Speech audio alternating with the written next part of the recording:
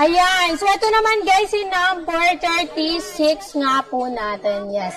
So, sa number 36 nga po natin guys, is yung ating waterproof and leak repair. Yes. Ito nga mga madam na yung kinaganda dito.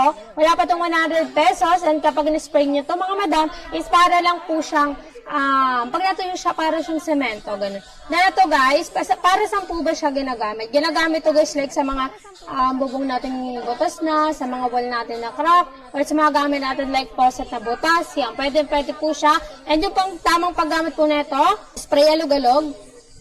Then after that, mag-spray po tayo ng 3 beses. Syempre, pag-spray mo nung una, papatuyuin nyo. After that, spray ulit, tapos patuyuin, then after that, spray ulit. Ganun lang guys. Waterproof, laging na nga rin po siya. Convenient and fast na matuyo, di ba? Multiple base surface, environment protection.